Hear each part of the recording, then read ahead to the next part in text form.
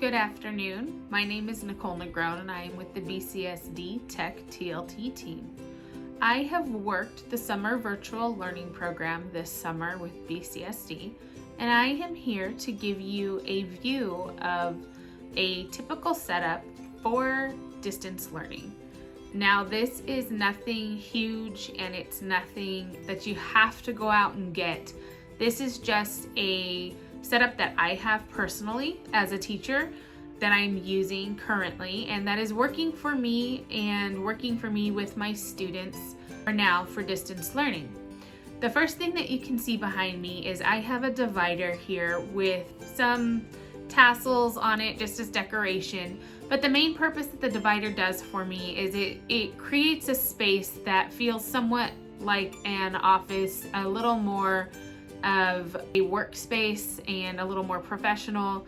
It divides the rest of my room because I am in my bedroom from the camera that for the kids and for anyone else. So this prevents them from seeing the rest of my whole room, and it also just helps me get into the headspace of having an office.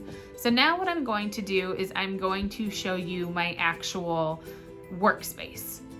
So you can see my setup here. I have a footrest down at the bottom. I also have my divider, which you can see is fairly large. It is a 4-panel divider. I use that to kind of get me into the work mode and separate my room from the rest of the world with a video.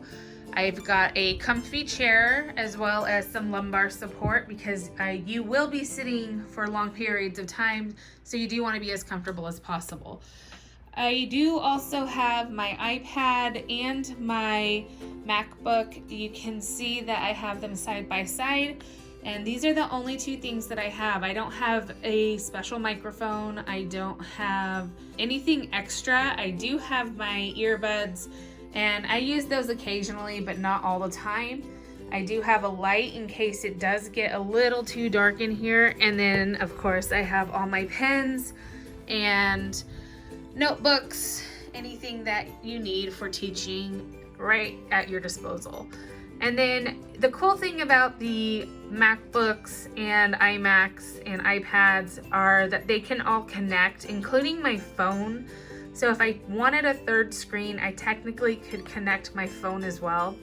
But it's as simple as going into my system preferences, clicking on Sidecar, and then clicking on Connect to Negrone, which is the name of my iPad.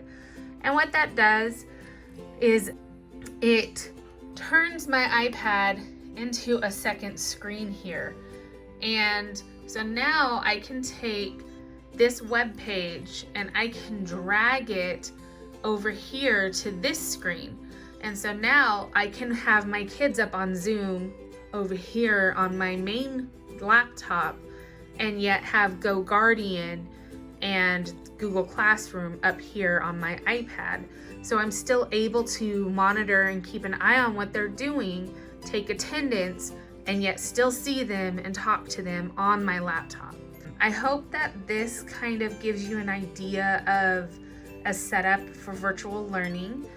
I hope that it kind of clarifies what virtual learning can look like and the tools that you can use.